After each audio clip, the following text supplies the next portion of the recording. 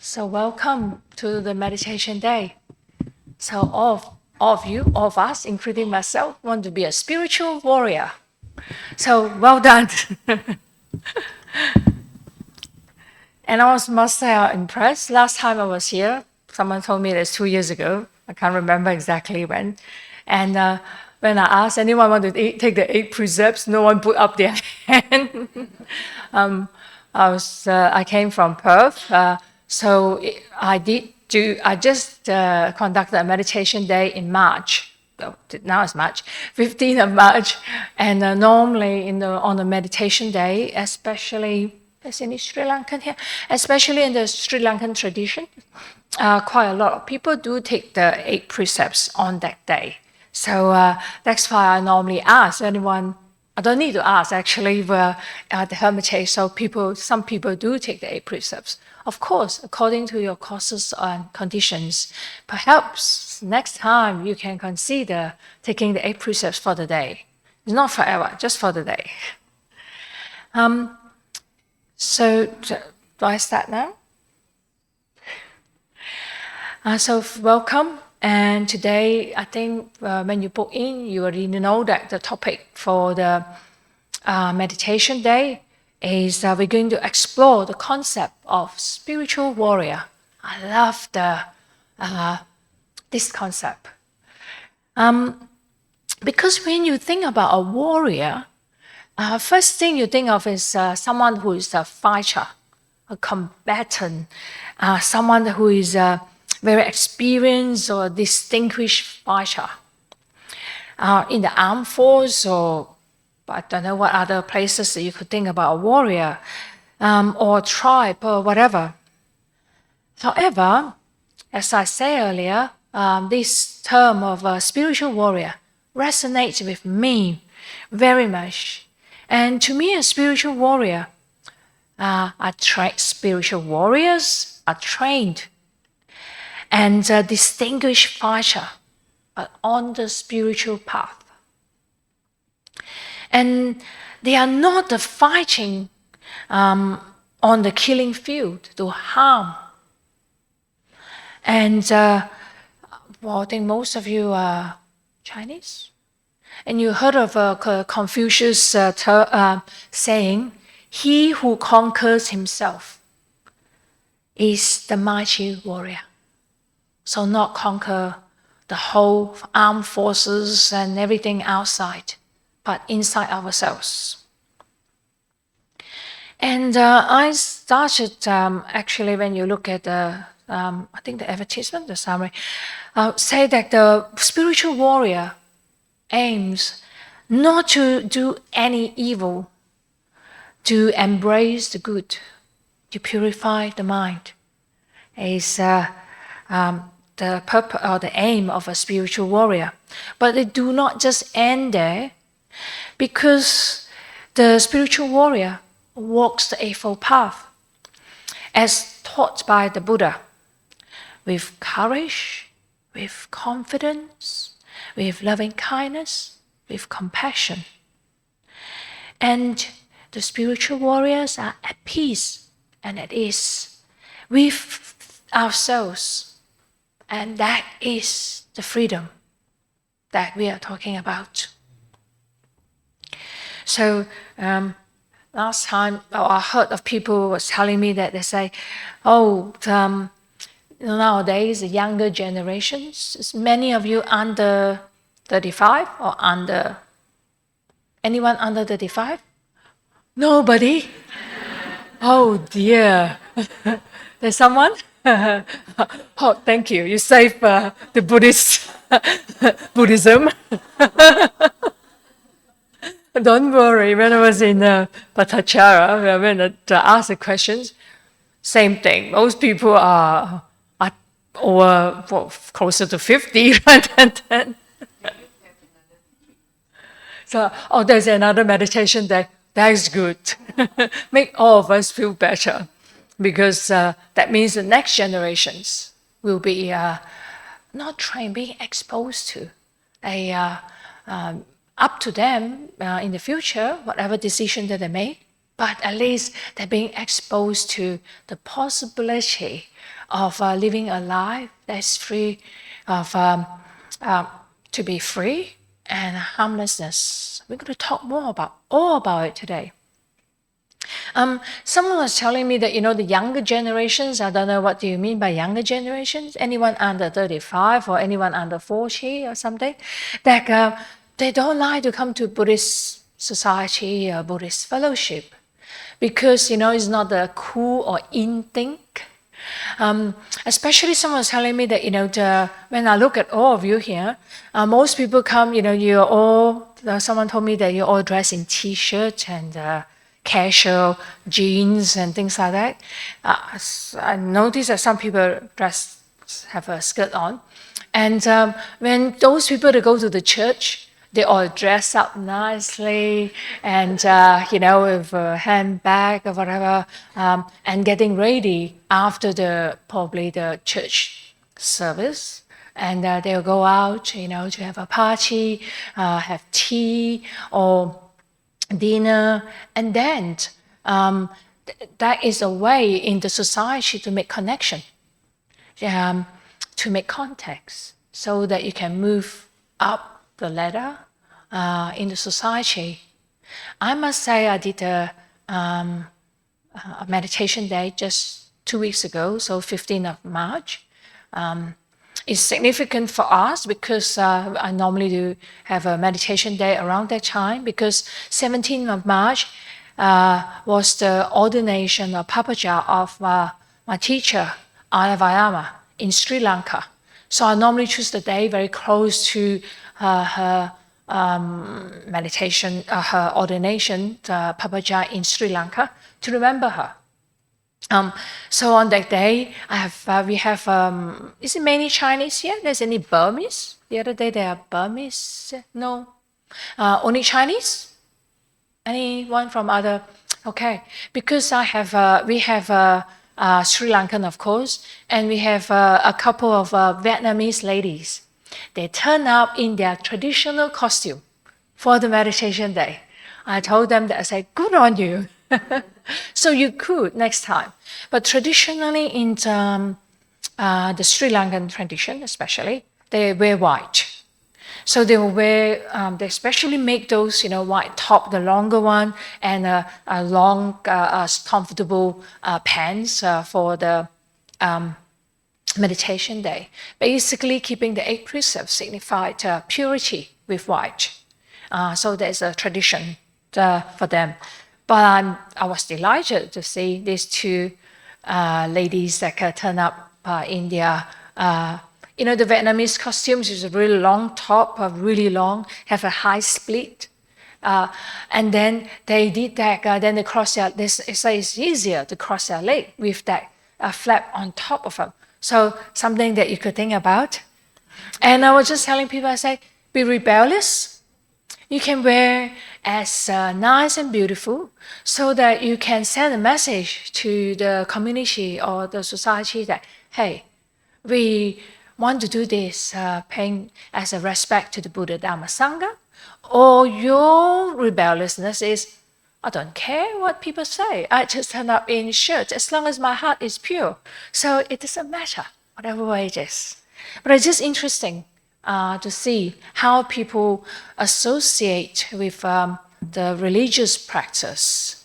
Whether so in a way, do you relate a spiritual warrior to be just wanted to gain, material gain, to have contacts, nice, or really the heart, something in your heart that's matter, regardless what it is externally.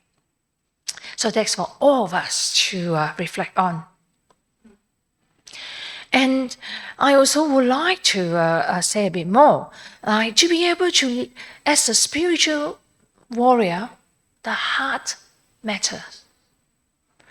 And to be able to live a life where we can be at peace and at ease with ourselves, it sounds sort of something that the words repeated regularly, but that is most important. You can say can be hard, but can be also easy peasy. So all depending our attitude. So at peace and at ease with ourselves, with for our own well-being, and here and now, and also to be at one with our environment and with nature, and for freedom and liberation, nibbana. And it is a big thing to be at one with nature, because then whatever we do, we will be thinking about, let's say, do we switch off the lights after us, if no one in the room? Because we are conserving the electricity, not because we are stingy, we don't want to pay too much. It's because we care for the resources in the world now. Scarce, especially now we all feel the pinch of the oil crisis. So that is so depending on our aim and our purpose, we see things in a different way. It no longer become why do I want to do this and being asked to have restriction. I think the restriction that please take public transport. Or in Australia, people say, please work at home so they don't need to drive to work. So that is, if you understand what you're doing with a purpose, because you care for the environment, you care for the nature, you care for all the generations, not you now, but the generations to come after us. So that is our motivation. And motivation to become a spiritual warrior. And we're going to talk whole day about it. So what we're going to talk about is how do we cultivate and grow the qualities of a spiritual warrior. Do you reflect on it before you come when you just say you're signing up for the meditation day? So I have mentioned earlier that is in the Dhammapada, verse 183. Not to do any evil, to embrace the good, to cultivate, to purify one's mind. And this is the instruction of all the Buddhas. And I can tell you that when I say this out, some of the people in the community know the Pali really well. It's sabba papasa akaranang kusalasa upasampada sachita pariyo dapnang and etam buddhanang sasanang. And some people just know it by heart. So it's something that you can go home to memorize it. I couldn't even memorize the Pali myself, but I challenge you. Next time if I ever see me again, you can just so we are going to look at the Eightfold Path. You're saying, here you go again, you know Eightfold Path from 1 to 8 really well. But it doesn't matter. Okay, I'm going to talk more besides Eightfold Path. You say that we know these 5 precepts really well. Close our eyes. But we're going to talk about it a bit more. And we're growing so you know that the Eightfold Path consists of 3 sections. Sila, Samadhi, Panya, which is the molarity. Samadhi is stillness or concentration, whatever. If you follow Ajahn Brahm's translation, he will say stillness, Samadhi. And then Panya is the wisdom. So the molarity, which we already said that earlier, which is the foundation in the cultivation of not to do any evil and to embrace the good, cultivate the good. So keeping the 5 precepts and actively cultivating the positive aspects of the precepts which give us, that is the molarity, and also give us the inner confidence. And that none of us are perfect. Give us inner confidence that we are trying our best.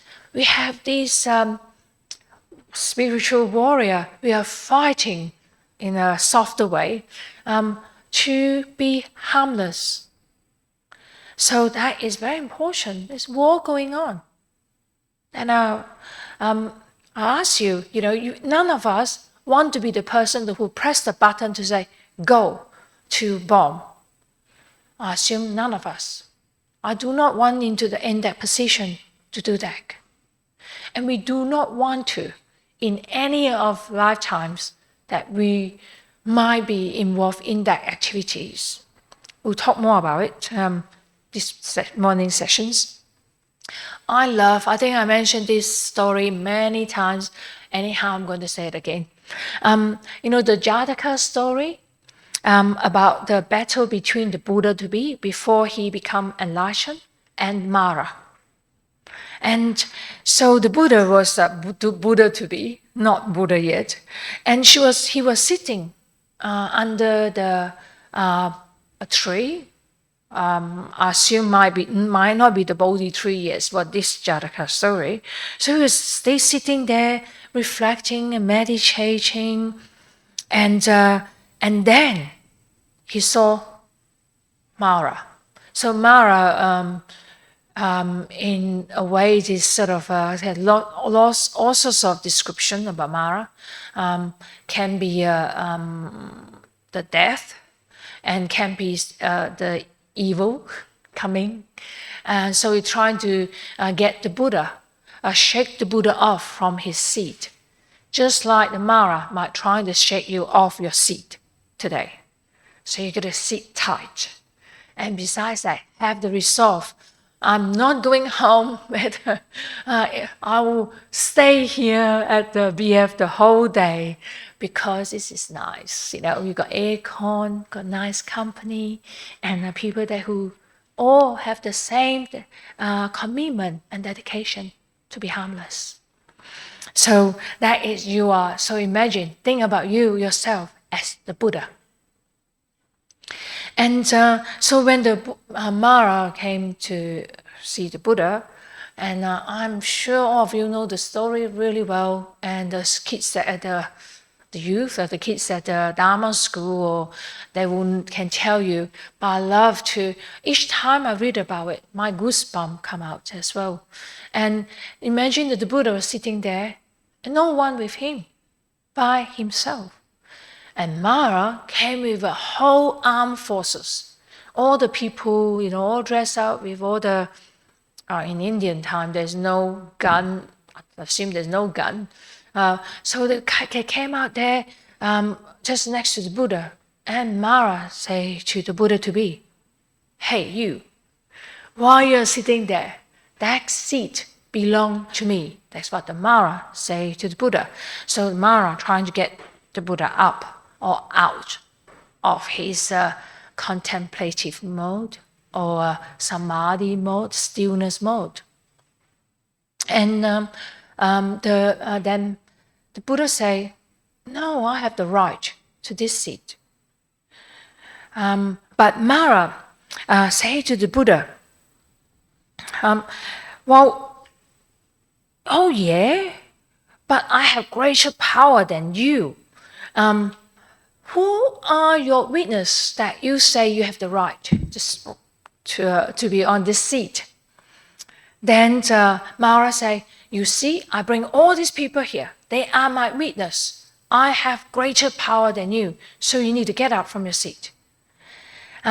So then the Mara say, okay, who are my witness? So all these people jump up and down and just say, I'm your witness of Mara's witness, not the Buddha.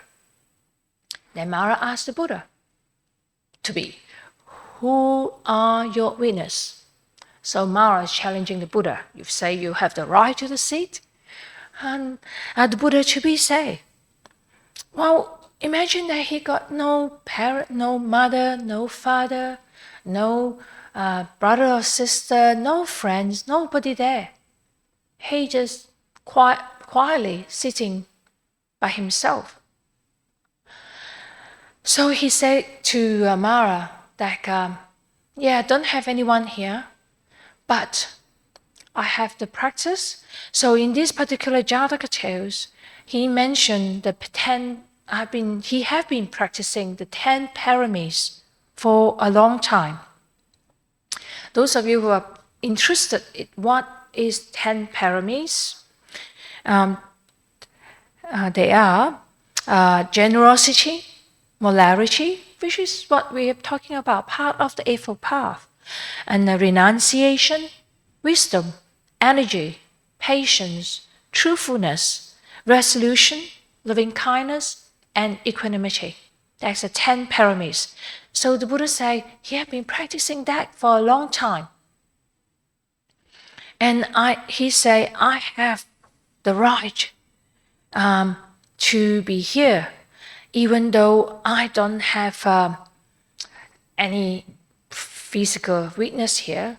And then what he did is he moved his hand, like what I did, just move his hand out from his robe and point to the earth. And just say, are you my witness? And then there's earthquake and shake and all the sounds to say, as if saying to reply to the Buddha, we are your witness. To me, this is a very inspiring story. Now I give you some sidetrack. I love to tell you a story. When I first ordained as a nun, I was born in Malaysia, so I still got my mom and my brothers in Malaysia and in Kuala Lumpur. So they went back to see my mom, and my brother wanted to take me out to have dana. But there's not many places open, and I know that you follow the solar noon here, but I'm not, especially when I was a young nun, very straightforward.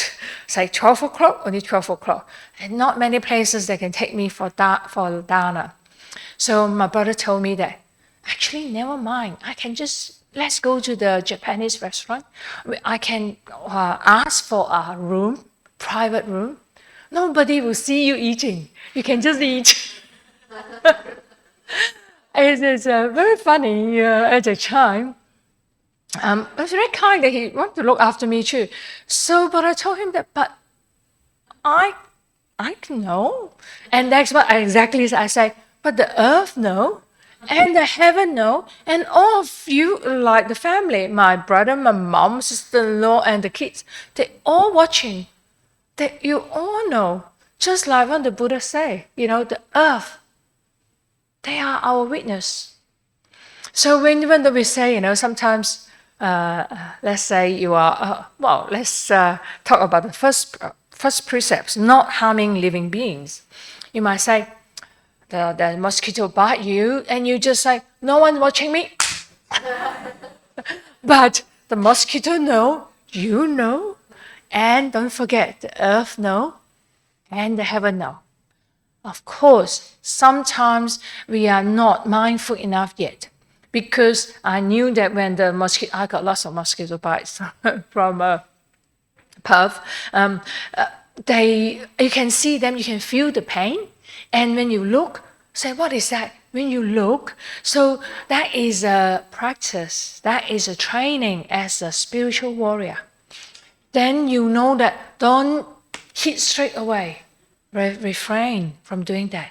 And just look, what is that? And then when you see that it is a mosquito, then you can just... I know it annoys some people. That's what I did. But they already started to pump their... sucking the blood, pumping in their toxins, but that's okay. So that is something that even though a small thing as that, no one sees us, but the earth, you yourself know. First of all, that's the most important thing. And then the earth know, the heaven know, and all the beings around us, unseen being know, let alone the seen being. It's interesting. But my family never, I think it's important that when you, first time when I said that, after that, whenever I went to visit, so I'm going to visit them after this, going to see my mom. My mom is 87, so I'm going to see her spend time with her and the rest of my brother's family as well after this weekend. So he never said that anymore. He's not Buddhist, so that's good. So on top of it, because they're not Buddhists, so my family, my mom is atheist, and my brother's family, they're Catholic. But they treat me really well. They are very kind to me, even though I'm not a Catholic. So he always makes sure that wherever he goes, he's trying to get me to somewhere that I can eat and finish my food. I have been quite... so I can tell him that next time can check the solar noon. At the time, I'm still saying 12 o'clock, so it was very challenging. Just to remind you, the practice of the Buddha allowed him to keep his seat. So your practice, keeping the 5 precepts, or the 8 precepts today, or traveling or practicing on the Eightfold Path, help all of us to keep our seat. It is a powerful reminder. So I'm going to go through the 5 precepts. That's the part that you will say, why I need to repeat it again? You all know 1 to 5 really well. Even the younger gentlemen there will know the 5 precepts really well. But I don't know, do you repeat the 5 precepts at home? No? I encourage you to do that, to start to do that every morning. To remind ourselves to keep the 5 precepts. We are not perfect, but when we remind ourselves, we'll be more likely to keep the precepts. We will consider, like we said yesterday, take a pause. Should I do this?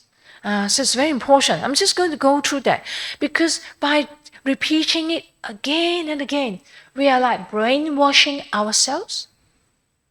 And just that, so to make a mark in our mind that it is important to keep the 5 precepts, being harmless, so that every lifetime until we attain Nibbana, we will not do anything to harm or hurt any beings. We will not be the person in the army or in the armed forces to press the button to say, go to fire the missiles. And I don't know the name of one of the minister or someone that in the US. He resigned because he don't think that they should involve in the war. So we would like to be that person if we happen to be in that position, not just in the war, at work. If you feel that this thing, the work doing is not right, it is not according to the 5 precepts, reflect on it, what you are going to do. Are you going to not join in? Or you're going to join in? You might not be popular with work. I can tell more stories later on, but let me just go through from the first one, because that will make you want that form a significant mark in your heart and in your mind that about these 5 precepts, about this harmlessness. So each time when you come to BF, if you don't do it at home, make sure that you come for the section that they repeat the 5 precepts, and see whether you can repeat the 5 precepts at home every day. I promise it's only take a few minutes. You know, if you can't do anything else, can't sit in the morning, at least just if you have a shrine at home, that would be great. Just to sit in front there and just repeat your 5 precepts.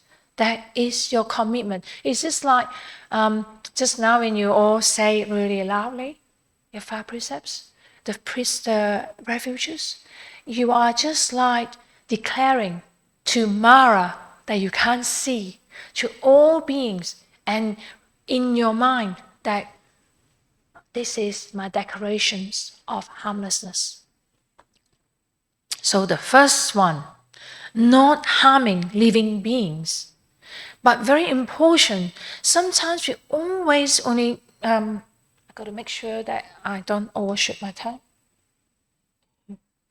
Oh dear, already 10 o'clock? Oh, never mind. I got to minus my, my story. So it is very important that you don't just concentrate on the negative side of things. We need to also cultivate and put our effort into the positive side. So not to harm living beings and actively cultivating loving kindness and compassion. So I don't know how the arrangement is going to get your dana. You can just say, yeah, please go ahead first. Have you first smile. That is an act of kindness. Or when you're going to, well, actually it's interesting, another sidetrack. When we go to the toilet in monastics, you would think that the most senior will go in first. Actually, it's not. Whoever arrived there can go in first with the toilet. So dana, you can see that according to seniority, and the toilet, no. Whoever get there first, use the toilet first. So if you're not so urgent, you can let someone else. As a practice of kindness, just say, please go. And especially in the MRT, I just had an adventure on Friday morning on MRT, but I used to work in Singapore, so I am familiar with MRT, but I haven't been in Singapore for, I think last time I didn't go, probably 30 years ago, last time I worked here. Yes. So stand up for people who need the seat. Let the pregnant lady or the elderly have the seat. Because if we are strong enough, we can stand. So that is an act of kindness. Not to take what is not given and actively cultivating generosity and sharing. So, you just like, yeah, I don't steal, don't take anything that not given to me. I challenge you. I don't know how it works in Singapore. When I work in the pharmacy in Western Australia, in the pharmacy we have the photocopying machine. Each copy is 20 cents if the public come in to use the machine. So as I said, when you're young, like at the time I was, you are quite not bendable. So when they say not to take what is not given, and I was quite interested in the practice, so I try not to be, so 20 cents, I make sure that I pay. But those people, even though they are not honored at the pharmacy that I work, they say, don't need to pay, because they don't want to pay. I say, no, I want to put the 20 cents on my account because I photocopy a copy of the whatever photocopying I do. It's not the 20 cents that most of us cannot afford. It's the fact that I would like to cultivate that particular precepts. So that is for you to reflect on. This is only an example. What else you can do to make it as your practice? And people come to the Hermitage in Perth, and some people would want to take a plant, because we got lots of plants. It's very pretty, very beautiful there. They want to take something.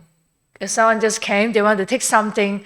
We don't need it anymore from the plant. But they make sure they ask permission.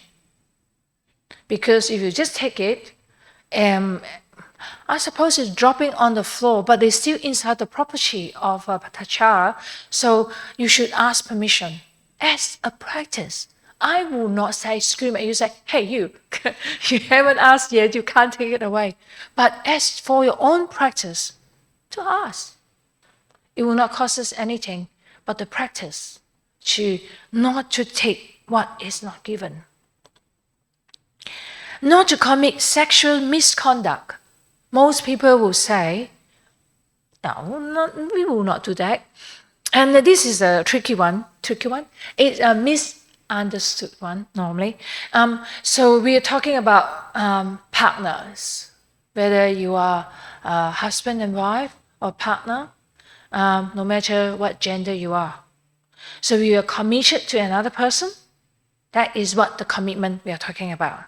So if you commit sexual misconduct, you are not, it's with someone else partner, someone else who are not your partner. That's what we are talking about. And actively cultivate contentment with what we have. So your wife or husband might not be perfect, but the cultivation of contentment, that is good enough. Of course, I'm not talking about in abusive situation. I encourage you to have the courage to do what needs to be done if you're in an abusive situation. But if they are nice enough and let you come to a meditation day, and then just, yeah, that's good enough. That is the contentment. So this is one sort of contentment.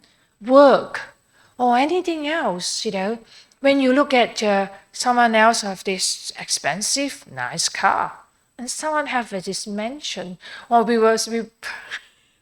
you must be weird, think that a nun is weird from Perth. Some people took me to see HDB flats this morning. So I say, there's no houses because in Perth there's not many hardly any HDB, no flats. Hardly even have that many any apartments. There is, but not that many. So I was looking at, so you don't look at other people say, this person got a house. I only have a HDB flat. I want to go to the I want to own one. So you do anything in your power, working day and night, using unskillful means just to get what, because other people got it. You want to get what other people got. Rather than say, no, HDB flat is good enough. In a way that you don't need to look after the garden. You can ask me about the dukkha, about looking after the garden, sweep the garden. I can't plant and can't take the weeds out and can't do a lot of things, but I need to water the garden because it's so beautiful. People planted it. So my job is to water the garden.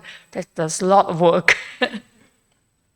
At the moment, I must say, this weekend we have cyclone around, so no need to water.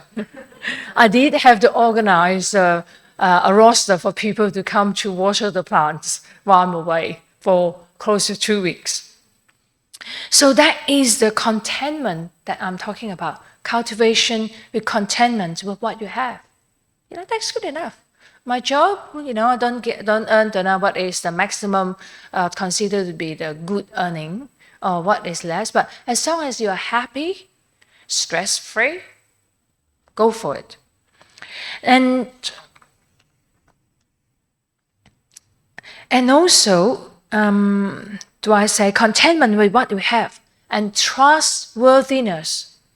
Because if you commit to your husband and wife or your partners, that is your commitment to them. You are trustworthy. You do not do anything else that do not live up to your commitment. And trustworthiness is not just that. At work, you meant to work 8 hours per day. You put in the effort, the 8 hours, and live up to our promises. So you promised today that, so someone promised to pick me up at the airport. My flight was delayed on Thursday. So I think I came in at 11:35, 25. So about at least half an hour, more than half an hour, 45 minutes later than it's scheduled. But those people who promised to pick me up, they turned up. Imagine that I was just standing there, oh dear, I don't have money. How do I get to BF? And I can't get inside BF. I have no place to stay. I suppose I can call someone. I do know people in Singapore. But that is what I mean by keeping your promise. And as a monastic, if you promise to offer dana, please turn up. I have the experience of they've forgotten. We do have food in the fridge, but I have a choice of fasting. I'm good at fasting, so I do regular fasting. Or I have a very nice neighbor. I just say, well, today I'm not feeling that well. So I call my neighbor. I say, my neighbor, actually, she's Italian, Catholic. So I say, Joe, are you free? So the person didn't turn up. She said, okay, sister, I'll come over. Because we have things inside the fridge, nuts and seeds and yogurt. So she'll march over just next to the Hermitage and she'll offer. She learned now how to offer, easy. She don't need to cook. So that is very good. Imagine sometimes I fast a day and the next day they still forget. That is the time that I was just saying, I don't think I can fast for 2 days. Okay, I must continue. I'm telling you too many funny stories. And you haven't finished the 5 precepts. Oh dear. So the other one is not to tell lies and actively cultivating speech that is kind and truthful. So that is, but you don't want to say things that's not correct, okay? I have discussion with Ayya before. I walk every morning in Patacara. I go around, there's a park there. So I meet a lot of people. So they always, politely, they say, how are you? Even though they don't know you, they still ask. But I don't, this is reason, but it's before that I always walk. So I have a discussion with Ayya Vayama. I say, Ayya Vayama is my teacher. So I asked her, what do I say? I don't want to tell lies saying that, yes, I'm good. Actually, I wasn't feeling that good that day. So we come up with the words and sentences that, yeah, I'm as good as I can be, or I'm good enough. And I love someone say that, I'm happy to be here. That means happy to be alive. I might not be good, but happy to be still here. And there is, I love that another answer that is non-Buddhist answers, okay? So I met people, they say, I'm happy to be this side of the earth rather than the other side of the earth. So you can come up with all sorts of funny words that you can use, but truthful. So that is to the degree that, so you just look at the 5 precepts and just be nothing, I don't tell lies, but sometimes we just, not intentionally, culturally, we just say, yeah, I'm good, but actually, I'm not. So that's up to you. And not to take, the 5th one, not to take drugs and alcohol that cloud the mind, and actively cultivating mindfulness and clarity of mind with meditation. And I must say, I have quite a few supporters in Perth. They were telling me that they 50 years of their life, they drink, not heavy drinker occasionally, because this is quite, I suppose it's now in the newer generations, you drink some alcohol at dinner. And they say, finally, one day, they find that, no, I want to have progress in my practice, I want progress in meditation. So I'll stop drinking. Because exactly what they say is it will cloud your mind. You will not have the mindfulness, enough mindfulness and clarity of mind with meditation, which also make us easier to break precept number 1. That is causes harm or hurt other beings. And especially driving or doing things like yesterday we were talking about doing things that you don't want to do, blurring things up, that, talking, shouting or screaming or saying things that hurt other people, because under the influence of drugs and alcohol. So there's something that for all of us to investigate. So what you want to do, being as a spiritual warrior, you're strongly advise to look at this. You might say, well, once in a while, it doesn't matter. You will not be excommunicated because just one day you sleep and you have a drink, okay? And I'm not going to tell you any more story because we are late. Otherwise, I can sit here all day. That's why the keeping of precepts give us the inner strength, the inner confidence. And that is the inner wealth that we can have. More the wealth is bigger or more better than the mansion. The inner wealth inside you, no one can take away from you.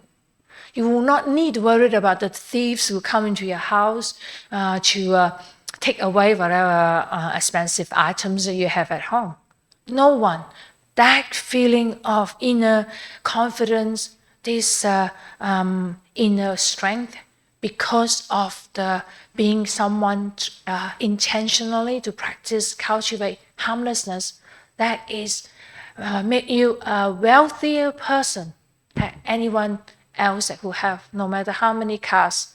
What is an expensive car now? Lamborghini? I never been into one of them. I probably saw the pictures, but I can't differentiate A to B, but anyhow. So even that is better than that, okay? So I'm going to skip everything, but I want to read.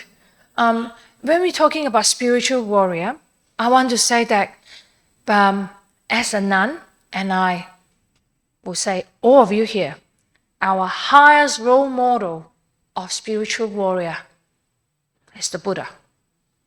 And I want to read to you, there's a sutra called Patacara Sutra, the Going Forth Sutra in the Sutra Nipata 3.1. And I'm just read out the stanza because one of this one is describing the Buddha already went forth. King Bimbisara saw the Buddha walking past. So King Bimbisara said to the Buddha to be. So he's not Buddha yet, but just went forth as an ascetic.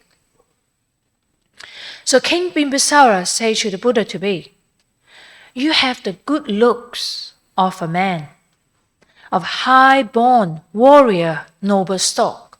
So the King Bimbisara do not know who this ascetic is, but the Buddha must look very good looking, walking along. Of high-born warrior, noble stock. You can imagine that the Buddha is from the warrior caste, so he must be, well, he have to be genetically in order to fight, tall and big, and so that he can use the arrow, bow and arrow, or whatever. And King Bimbisara say to the Buddha to be, one fit to grace a first-rate army, to lead the troops of elephants. I offer you a fortune. Take it. So he is like another Mara in another way. Your birth, I ask you also. Tell it.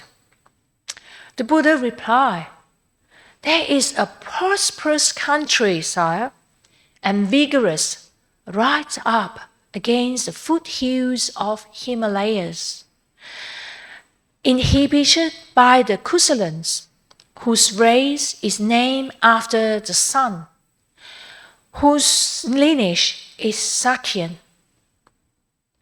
But I have not gone forth to seek sense pleasures. So whatever fortune that you offer is not what I'm after. I have gone out to strive, seeing danger in them, seeing danger in sense pleasures, and seeing safe refuge from them in renouncing. That is my heart desire. So the Buddha expressing that of his clear and resolute for his quest for freedom, for Nibbana. And the Buddha is immovable, and he found refuge in renunciation and determined to practice for liberation. And that he is the leader of the spiritual warrior. So I want to stop here, and I encourage you, all of you, to see yourself as a spiritual warrior today. You give up your day to come here, to listen to the Dhamma, to practice meditation. Some of you are not eating after 12, not afternoon, the solar noon. So all of you sitting here are spiritual warrior. So be very happy with yourself that you've taken that step. All of us need to start with somewhere. So that is your starting point. Some of you have been practicing for a long time, so I met quite a number of you now. So be very happy with yourself that we are following the footsteps of the Buddha. I might stop here because I need to lead a guided meditation. We must meditate. I don't want to be only 10 minutes. What time am I supposed to stop? Yet we got time. So I'm going to lead a guided meditation now. So we have covered the first, to summarize the first sessions, we have covered the Sila, the first section, Sila. And we're going to look at the rest in the afternoon. Just funny that it just remind me, I met a young girl, Ayya Vayama, when she was just born. She's a Thai girl, someone's granddaughter. So when she was just born, this person brought it to Ayya, even though Ayya Vayama was very sick. So traditionally, they cut a bit of her hair. I think for the first month, they cut a bit of her hair and then give it back to the parents. And the parents will give the baby to you to hold. Is a girl, luckily. So I'll give it to Ayya Vayama. I help her to hold and then give it back to the parents. And now she's, I think, third chain. So this person offer Ayya Vayama treatment. So we normally go there once a week. And so we will have dana there. So I was being given a name called Ajahn Noodles because I love noodles. So this young girl called me Ajahn Noodles when she's a baby. I just saw her before I left because I went to see the grandmother. So she said, "Oh, do you remember Ajahn Noodles?" That is me. I hope I don't get the name called jellybeans. So I just found that. But anyway, I'll tell you the story later. So now we come to this next section, which is we're going to talk about the Sama Samadhi. That is involve right effort and right mindfulness and right stillness. The Samadhi aspect of the Eightfold Path, that is the cultivation of mind, and involve the practice of mindfulness and meditation as well as efforts. So the cultivation of effort, and the effort is to increase. You all know about the right effort. So that is one of the very important part of the Eightfold Path, right effort. That is when there is any, if you notice that there's any unwholesome qualities have a reason, then you mindful of it and with the effort. So the effort is not putting into hold yourself down, do not move for meditate for 3 hours. The effort is to, when there's unwholesome qualities a reason, you put in that effort to reduce your unwholesome qualities. Whereas wholesome qualities increases, you put in the effort to keep it there. And where is a reason of unwholesome quality, great, keep it down as much as you can. And there is, if you find that, oh, the wholesome qualities, they are not a reason yet, so you put in the effort to cultivate loving kindness, or the harmlessness, or the wholesome qualities. Just like back to the sessions when we are talking about not to do any evil. So if you find that you have any unwholesome qualities, so if you are acting right now, so you put in the effort, do not do it, or at least minimize it. So that is our effort. Our effort is not just not just meditating, sitting on the cushion. And there's lots of cultivation come in our life that we can do. There's lots of things that we can do. So right effort is one of them. And the cultivation of mind, which include right effort, right mindfulness, and right stillness, will open our heart to connections and to spaciousness that we talked about yesterday, those of you who are here, to calmness, to awareness, and to the total presence. Just now I was encouraging you, when you eat, when you have your dana, your lunch, totally present, taste all the taste, sour, salt, sweet, and bitterness, whatever taste that you could. Only with mindfulness that you could really, truly taste all those tastes in your food. Because if you just eat it, sort of swallow it, you will not taste, you don't even know what you're eating. And sometimes the monastic do, because you are not allowed to ask, what is this? We just have to take it or leave it. I'm not going to tell you. I was in the monastery, in the monks' monastery.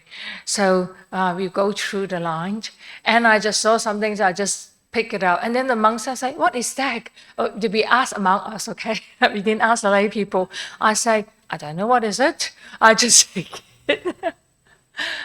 Generally, I eat most of the things, even though I do have a little bit of a dana restriction now, food restriction now, but generally I can eat hot or cold or any food. So when people ask me, so that's just another sidetrack that I have. So when we're talking about mindfulness, when we are getting angry, that is a very common thing that all of us experience sometime, somewhere. Okay, with mindfulness, we can feel that the anger is coming. It is arising. You can feel the heat rising up from here, from the heart all the way to your neck. You can feel the ear getting greater, and you know that it's coming. That is how we talk about practicing of mindfulness. And then when you feel it coming, we're using the mindfulness and the restraint not to blur out the next words. We know, okay, be careful, tell myself, Ayya Seri, you are getting agitated. Don't just take one more breath before you say the next thing, so that you will not regret what I say.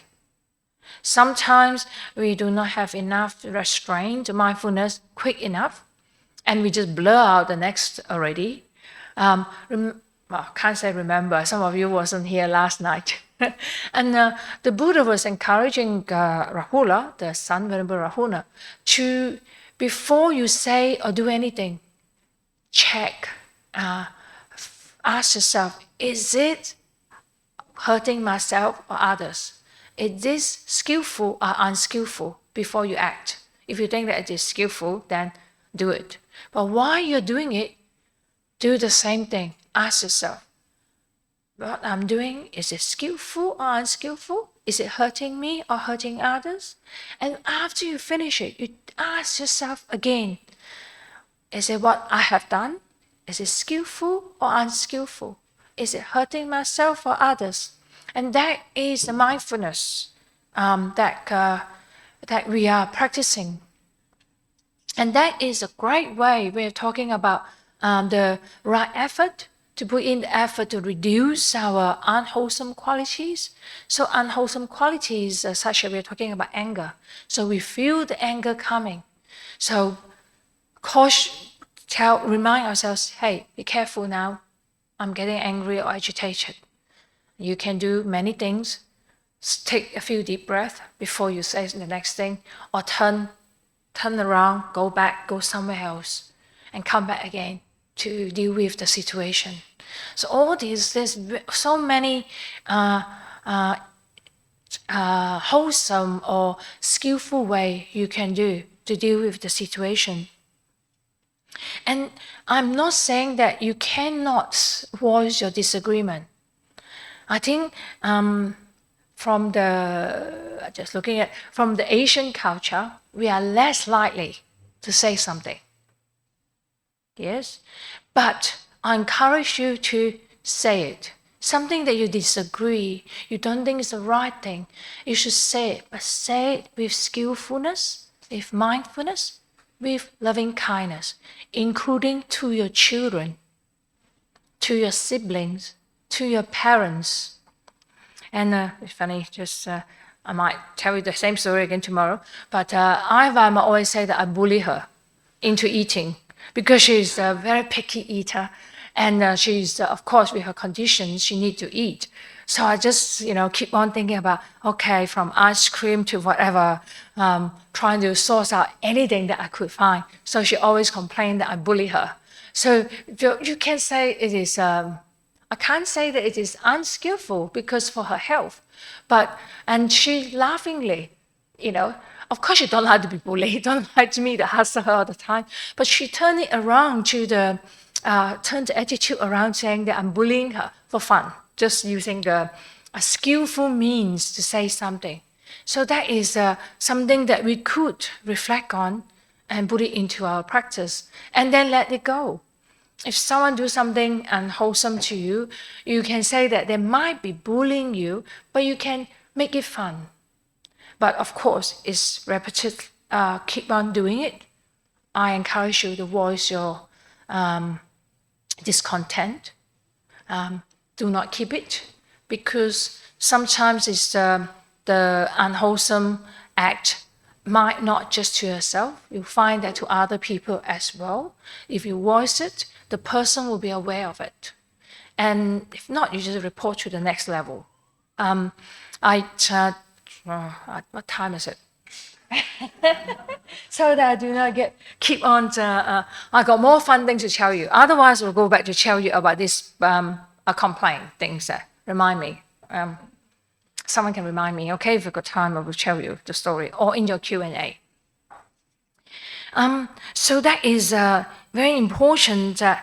Remember that the practice, we got to, just like I'm talking about anger, we will automatically, some of us have more tendency to act quickly. The irritability will just rise. But we practice again and again. Be patient with yourself. Okay? It's okay to make mistakes. Then you just got to tell yourself, determine again, I will try again.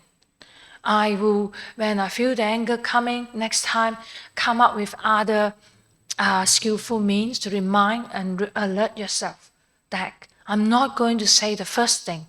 Take another deep breath, or 3 deep breaths before you say the next thing. So there's one of the skillful means that you do. And then all these qualities will be gradually and slowly, by practicing again and again, will get matured, will be deepened. The tools, the skills that we learn on the Eightfold Path. And then, as I say, we need to have the courage to make mistakes. And we need to let other people to make mistakes. As most of you are quite senior in I don't think there's anyone below 30. Anyone below 30? That's good. Sadhu. That's very good. Nobody below 20? All of us are matured enough to allow other people to make mistakes, to fail. I have someone in supporters, their daughter in their early 20s. She just left Perth and went to Melbourne to work. That is her first job. So I was just encouraging the mother to say, let her go. Let her learn to be independent, make mistakes. She might not choose the best job. Cannot be best or worse, she's a vet. So depending on the places or what, might not be the best situation. She might stay in another place. The moms say it's too far away. It doesn't matter. They will learn. If they fail, you just, be there for them. And you make mistake, okay, you're welcome to come back. That is not unwholesome. It's not that they do something that really bad. Even but how bad is it? It's still allow them to make the mistake. You can tell them, but they will not listen. Like your, I don't know, your daughter, whatever age you are, you will not listen. Just like my parents will not like me to be a nun. My parents, my mom or my grandma. But went ahead and do it anyway. Then I still think that I make that is my best decision, the best decision that I make in my life. They are now, my grandma already passed away, but my family now accepted the fact that I'm happy doing what I'm doing. And so I think they're happy for me because I'm happy doing what I'm doing. So that is, at least they couldn't stop me anyway. I can tell you that my mom, those of you might know that in UFA, do you know that? UFA, the warrior, the emperor sent him 12 letters to get him come back, not to keep on fighting, because this emperor is listen to the bad guys, some call. So my mom did the same thing. She sent me 12 letters, one after another, to explain that why I shouldn't go ahead and to go into the monastery. I'm just trying to go to the monastery for the first 6 months, not even ordained yet. So stay go. I'm still sitting here. That is 2002. I went in to be to start my training as anāgārika. So sometimes you have to let them make mistakes. I'm sure that if for anything happened during that time, if I say, no, this is what I want to do, I'm sure that my family will be very happy to say, come back. That's okay. So that's important to know, to be aware of that. And we also can see that how the samadhi aspects of the path, that they are woven together. So mindfulness, we have to. And the mindfulness need to be there in order for us to see anger is coming, or jealousy is happening, or we are feeling any stress or anxiety. Without mindfulness, we will not be able to see that. And then the effort need to put in to reduce it or increase the wholesome or unwholesome qualities. And I do not want to leave out meditation. Meditation will lead us to stillness. Besides lead us to stillness, it is also a way to cultivate goodness. Because with stillness, we can see things clearly. Without seeing things clearly, we don't know that we are doing the wrong thing, or not according to the precepts, or not according to the instructions of the Buddha. By having the clarity of mind, then we're able to see that, hey, my anger is arising, or the wholesome state, yeah, I'm cultivating loving kindness. I think it is getting increasing and increasing. So we are aware of it. And then we have able to apply our right effort. A lot of times, I'm not sure you're going to ask me that question, but I'm going to tell you that a lot of questions that people ask. One of them is people always ask, I cannot meditate. The mind will not just stay here. I tell it to say, stay mind, but the mind keep on running around. And that's why they don't want to meditate. They think that they can't meditate. I hope some of you will know by now that we cannot control the mind. You can't just say, stay. I tell you not to go anywhere, mind. Now is meditation time. You got to stay. But we know that we can't, because this is not mine. This mind is not yours. So we need to aware of that. how should we deal with that? We know that we cannot control our mind. So beware of that. We cannot control ourselves, let alone trying to control our friends, our parents, our children. Yes, we can guide them, the children. We can have boundaries. So we can give boundaries to the mind, to our heart. What is our boundaries? 5 precepts. Seems like something simple, but it is not. 5 precepts, they are our boundaries. And the Eightfold Path is our roadmap. So it's the same thing. So as long as we're inside the boundaries, we know that we are heading to the right directions. Okay, I better start to tell you what is the time that I need to go to. So I'm going to tell you my story, jelly bean. I must say this jelly bean got lots of story. It seems a lot of them. It is all the jelly beans is made in Australia. So everyone, after these sessions, please try it out.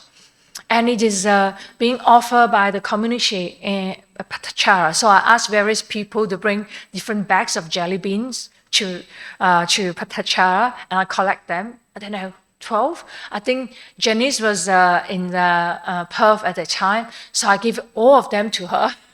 So 12 or 14? How many bags of jelly? 12. And the black one as well. I bought the black one here because they can't find the black jelly beans. And so altogether 12 bags. So they are made in Australia, a gift from the community of Patacara. So make sure you have some, if you never tried them before. But I just use it as a simile. I call it the jelly bean jar story. It is a simile that I heard it first time from Ayya Vayama. That's my teacher. She loved to use a simile. So this time I thought, well, rather than just talking about it, you can see it. You can see the jelly bean got different color. And I actually like the black jelly beans, okay, to tell the truth. The taste of it is an aniseed taste. But we normally associate black and white to be unpleasant and unfavorable. We can just use that for as a simile. The rest of the bright colors is pleasant feelings, pleasant things that happen in our life. Black and white are unpleasant things, and unpleasant feelings such as fear, anxiety, jealousy, anger, confusion, attachment, what else? And the pleasant qualities or the bright, lovely color that you can see. Purposely bring a big jar so that it have it, just like brainwashing, stick in your mind. The present feelings such as loving kindness, the wholesome feelings, loving kindness, compassion, equanimity, friendliness, gentleness, and all those positive qualities. That's the whole jar representing samsara, life. So cannot open.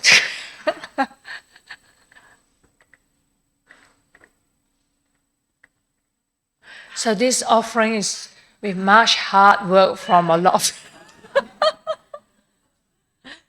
That's so hard to open, like life. It's not easy. So when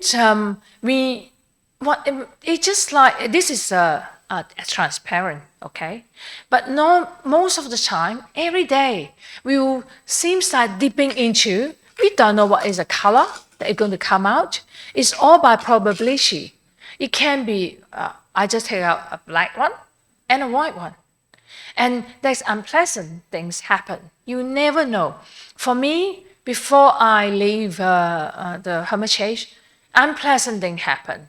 Cyclone Narelle is on our doorstep. We don't know what is going to happen. Out of my control. I can't do anything about it. But that is my deep. Okay, I can't see. There's nothing I can do. Or sometimes, I can pick up some nice one. This is pink and orange. Just like, after that, you can try your luck. Okay? Each one of you will take the whole thing out to the kitchen And people can go down there during the break to go and get the scope out, put into your hand and bring it home or eat it up.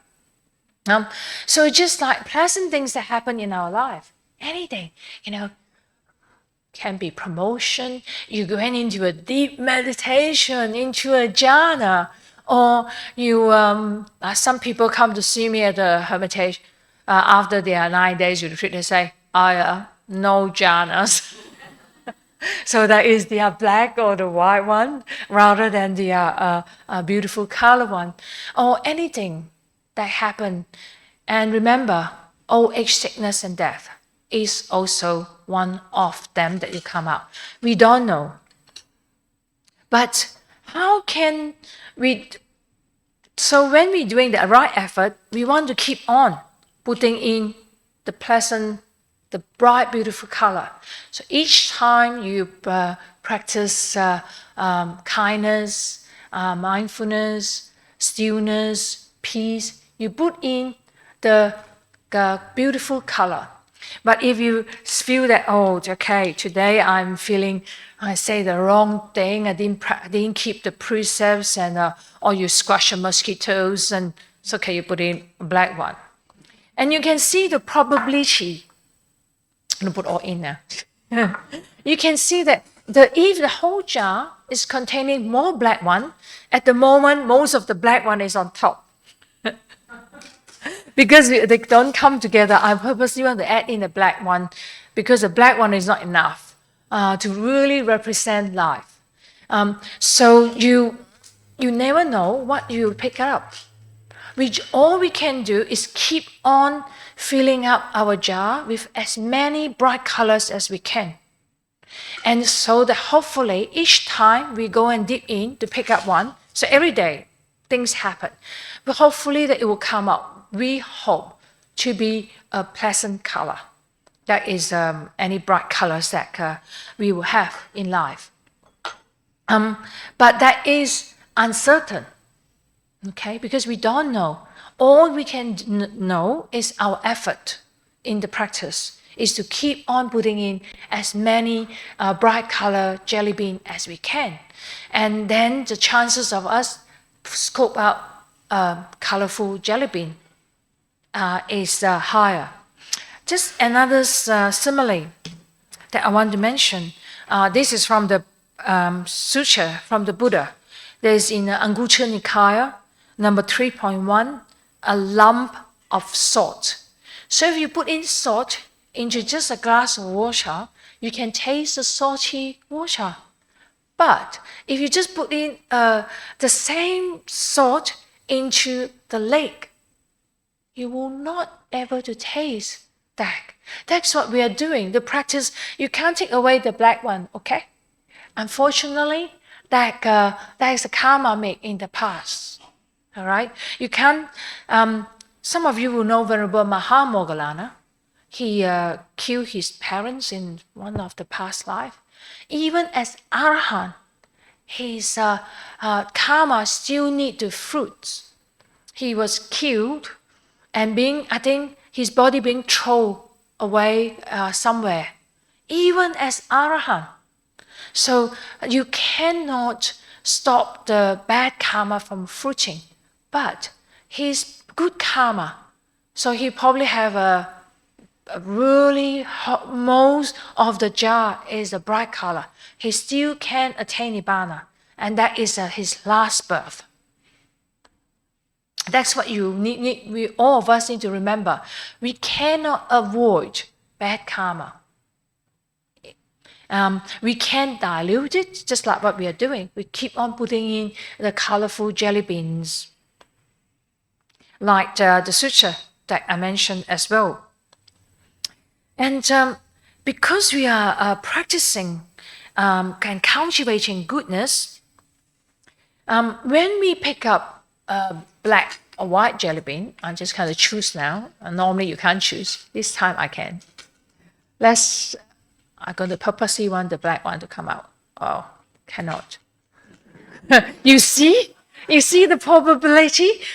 It's wonderful, isn't it? Now I take out one green one and two black one. It's always happened that way. We think that we always only have black a bad karma. Not true. It's always something nice that can happen in your life. So let's say I pick up the black one, or all these jelly beans. We have a choice. We can eat it, we can throw it away, or we can put it back.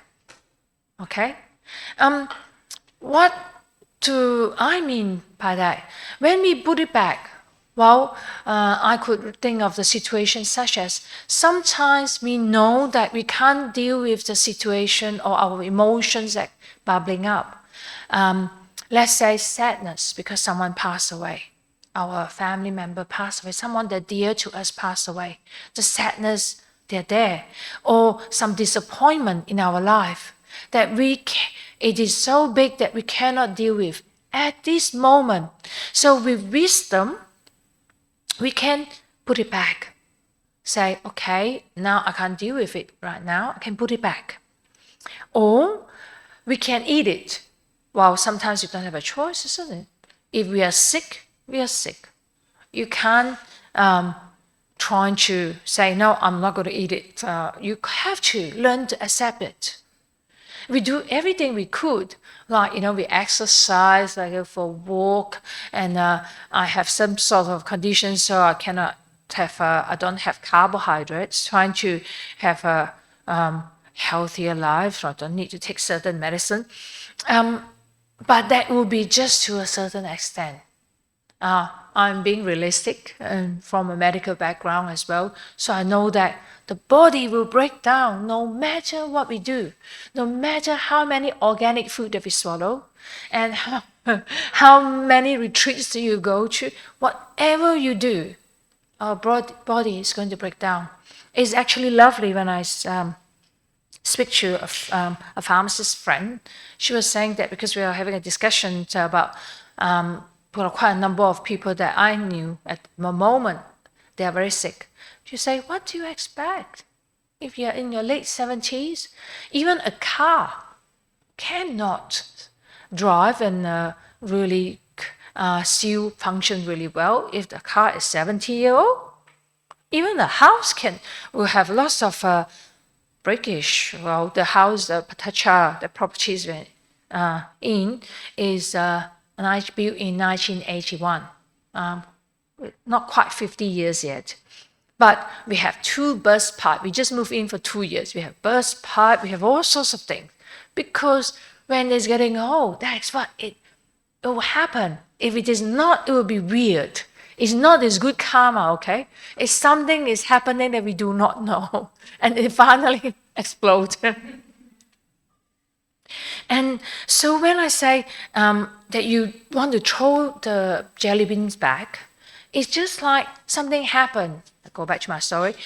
Something that is we can't deal with, disappointment or whatever. We knew that it's too big for us to deal with at the moment. We don't have enough strength. It's just like opening a cupboard. You just pick, oh dear, I can't do it. Close it back quickly so that it will not all drop out, especially our messy clothing. But we might be able to rearrange one drawer at a time. So we just look down, okay, today I have the strength and the time. So I just take out one drawer and fold it back nicely so that it's the one messy things that we deal with. And then just bit by bit, by practice. So we know that we need the strength, we need our inner strength with practicing again and again with harmlessness on the Eightfold Path, then we might be able to open another drawer or try out another piece. Okay, they all drop down, but I have the skill now to quickly how to fold it back. I have the time to do it. That is the wisdom aspect that we need to have, or we will have. I'm trying to deal with it. So we can't throw it back first. We'll do it later. As I say, accepting it, there's no choice. We just have to accept it. Like we have burst pipe or have cyclone Narelle. I still don't know whether we have leaked roof or not. Even though it didn't hit Perth directly, people sending messages here saying that, okay, tell Ayya that it is okay. The cyclone didn't hit Perth, but we have like 50 or 60 mils of rain. That is a lot. I can tell you that we haven't had rains since, I don't know, somewhere in November. So suddenly the high amount, volume of rains onto a really dry ground, it just can cause us more problems as well, flooding, such as. So that is something that you have to accept it. Don't create cyclone. And it comes, you have to say, okay, yeah, let's deal with it, whatever happened. And for me, I got to leave. I just got to say, yep, I have to let go. I deal with it when I go back, or someone can go to have a look and call up someone to fix whatever problems we have. And the other one, I say, you can throw it away. That's letting go. Sometimes there are certain things that you can't do anything about, and you don't need to accept it. You don't need to put it in back to your cupboard. Just like some of the things that it is not because of you, just throw it away. That's okay to throw it away. You have to let go. Just like your kids or me having a cyclone, I have to just say, okay, let it go. I can't do anything. I'm here in Singapore.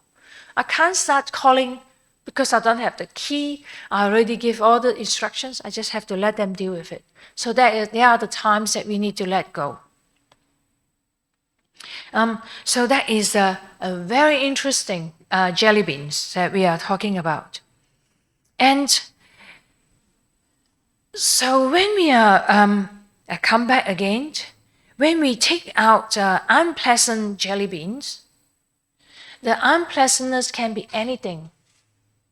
That besides just external fruition or our karma or something that happened, it also can be internal.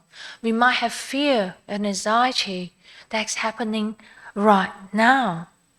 Or in the meditation that we talk, go back to meditation, when we first started about jelly bean, we might have irritation, agitation. Or in the morning when I did the guided meditation, I asked you to reflect on how is the meditation have been for you? What is the causes or conditions for the peace and happiness and loving kindness to arise? Only you can answer. If you have been working, most of your work Monday to Friday, by the time you sit down, come today, your mind might still running around. And you might have plans after this to, I don't know, away on holiday. So you're thinking about, oh, my luggage, I haven't packed yet, but yet I'm here. Or you're thinking about your projects, this is not complete. Whatever it is. So you bring your the agitation come to the meditation right now. That's why you will come up with a black jelly bean. But if you have been relaxing, that's why you're going to long retreat, like a 9 days retreat. For the first few days, those of you who will notice it, first few days you will see your mind is everywhere. And then gradually you calm down. And gradually you say, oh, it's so easy to sit. When you sit down, the mind just zoom, not going anywhere. Because you give it time, give the time for the mind to run, you have to, you can't do anything about it because you have been putting in the causes and conditions. You put in lots of black or white jelly bean into your meditation by busyness, by doing a lot of things. And until it wear out the momentum, then if you keep on taking out the black one, eventually you have lots of bright color ones coming up. So that's the same thing in meditation, in life.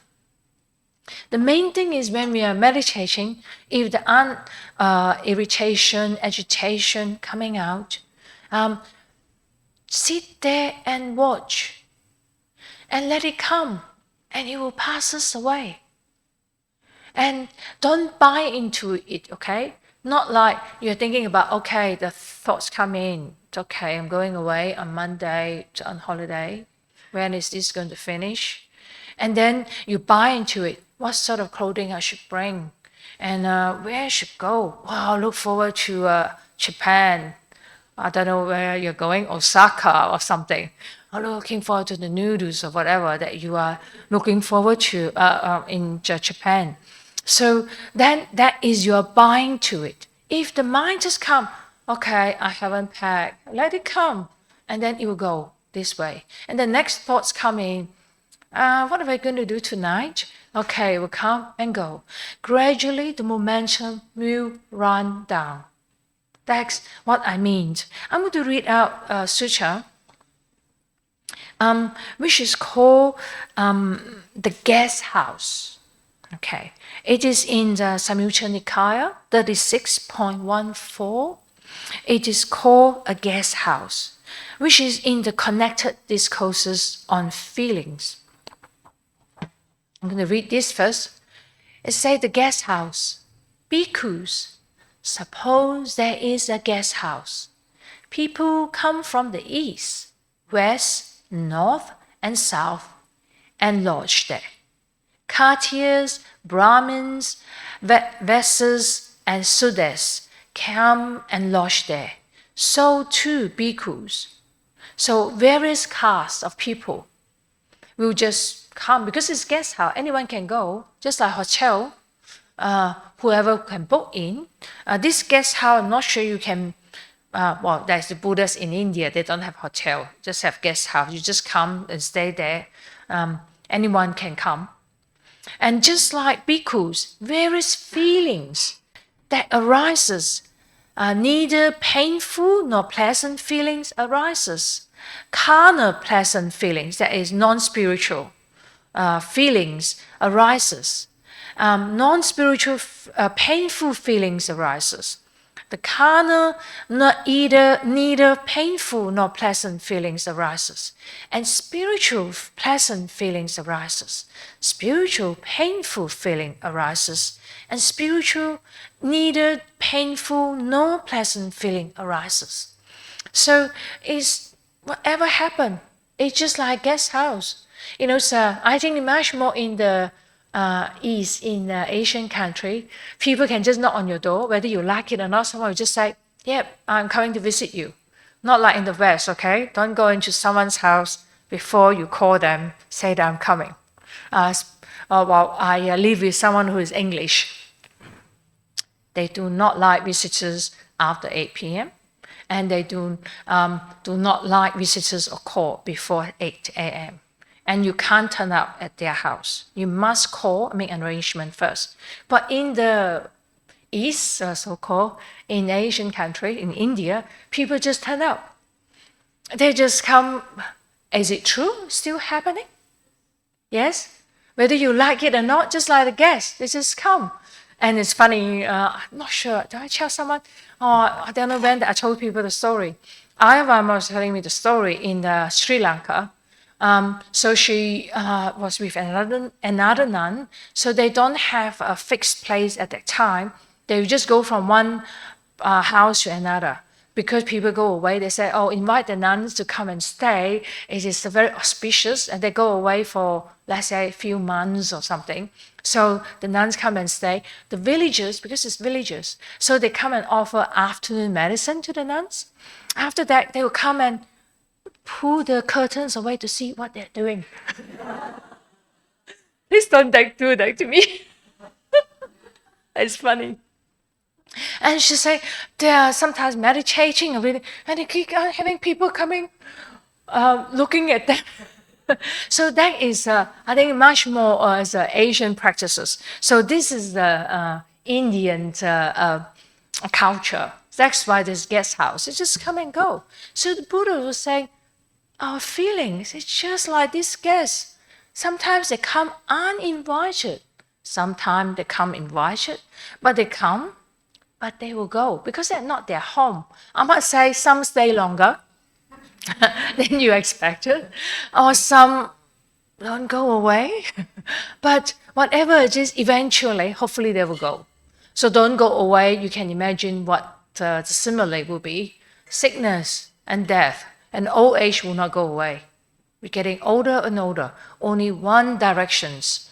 Even you are younger, it will come to you. I promise that. Because I'm one of them.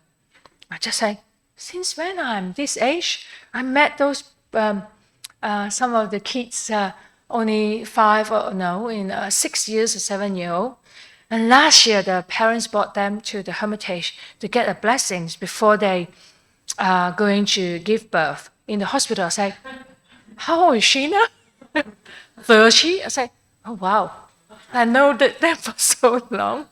It made me realize that I'm old. I want to read this guest house.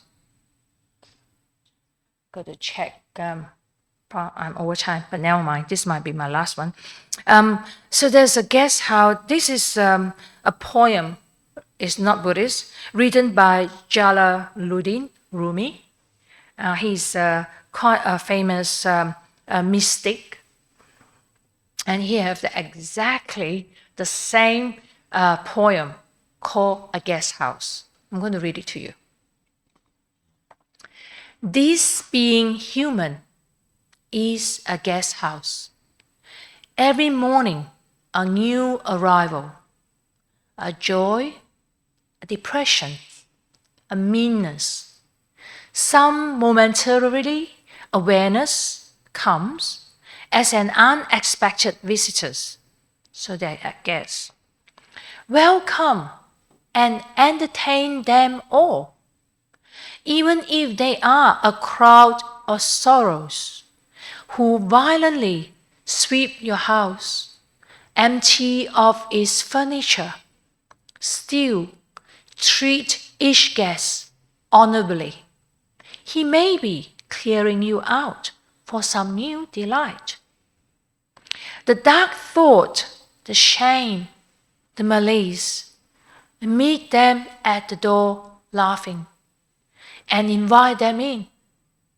Be grateful for whoever comes, because each has been sent as a guide from beyond. And of course, they are talking about the universe, and as Buddhists, we don't believe in from the universe. But it is a karma. I read it one more time. This being human is a guest house. Every morning, a new arrival is true.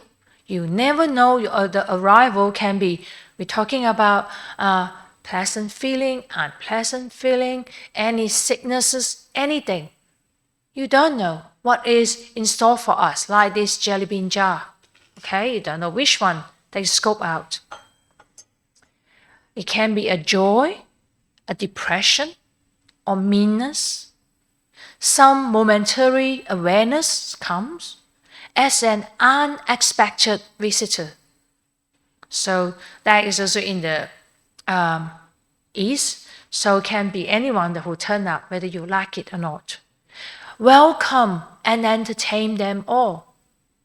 Encouraging us not to just say, go away, just close the door, like just now that I talk about the messy carpet that we have. Just go, I don't want to see you. You can't. The visitors already standing outside, or they just sneak in.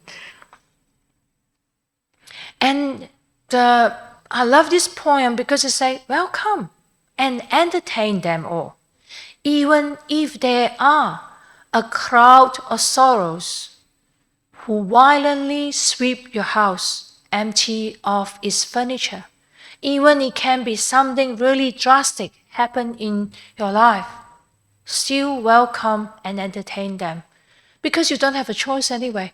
You might as well change your attitude to say, okay, welcome, hello. Still treat each guest, pleasant, unpleasant, something that you like or dislike, treat each guest honorably. And because he might be clearing you out for some new delight. Remember what we say? Each time you pick up all the black jelly beans and white jelly beans, eventually you will be left with the whole jar of bright colored jelly bean. So the probability after this, you have all the pleasant adventures or feelings of people coming to your life, which is true. The dark thought, the shame, and the malice, meet them at the door laughing and invite them in. Really, actually, rather than let them force themselves in, you might as well change your attitude. Come on in. I'm not sure I like it, but just come in. Be grateful for whoever who comes, because each has been sent. It is the karma that sent to us, not quite sent, will come anyway, sooner or later. And that's why we are practicing as spiritual warrior. That's very appropriate to think of changing our attitude, rather than slamming the door to all these unpleasant feelings. I don't like it. I don't want it. But just say, all right, I'll deal with it, whatever comes my way. Have the courage and the patience, and just deal with whatever it is there. I'm going to finish here on time. I'm very proud of myself.